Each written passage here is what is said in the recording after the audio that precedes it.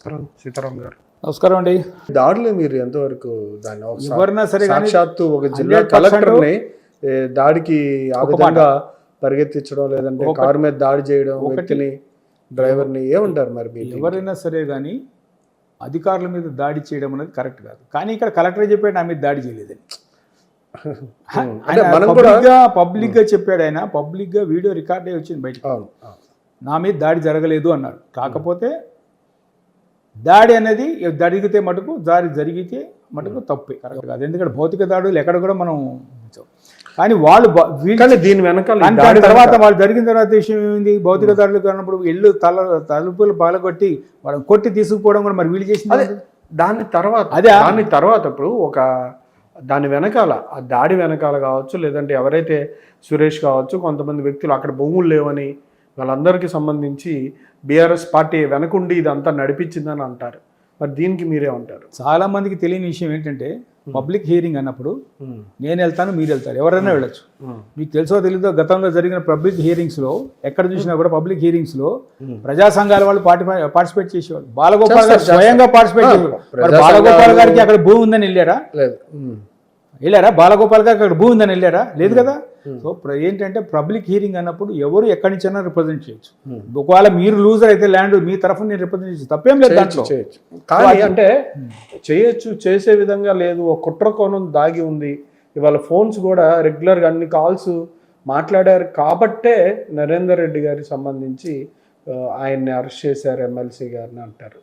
ఈ రెండు విషయాలు మీరు ఎట్లా సమర్థిస్తారు? ఇప్పుడు టెలిఫోన్ కాల్ డేటా తీసుకుని వాళ్ళు కాల్స్ మాట్లాడారు అంటే కాల్స్లో ఏం మాట్లాడారు, మీరు నేను కూడా మాట్లాడుకుంటాం, చాలా కాల్స్ మాట్లాడుకుంటాం.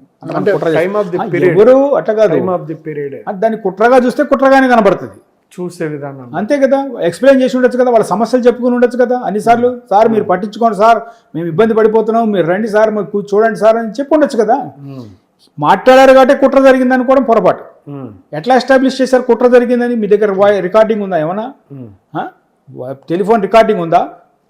వాళ్ళు మాట్లాడినట్టు కుట్ర చేస్తున్నట్టు వచ్చిందా? ఆల్రెడీ ఫోన్ కాల్స్ ఉన్నది. మీ పోలీస్ అధికారి చెప్పారు కదా, పోలీస్ అధికారుల మధ్య కూడా సంభాషణ జరుగుతుంటాయి కదా. పోలీసులు కూడా 10 సార్లు మాట్లాడుకుంటారు అంటే వాళ్ళు కూడా కుట్ర చేసినట్టేనా?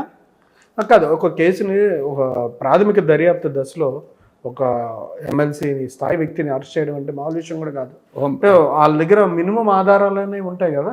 ఇప్పుడు యాక్చువల్గా ఏమైపోయిందంటే అండి, ప్రతి దగ్గర కూడాను అరెస్ట్ చేయాలన్నా, ఒక ప్రభుత్వ ఉద్యోగిని సస్పెండ్ చేయాలన్నా పెద్ద కారణాలు చూపించాల్సిన పనుల.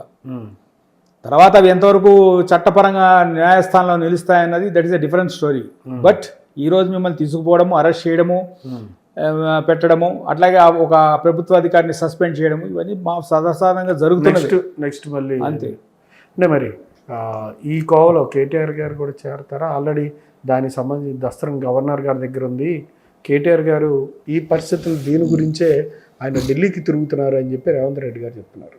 అంటే ఆ దర్యాప్తును తప్పించుకోవడానికి.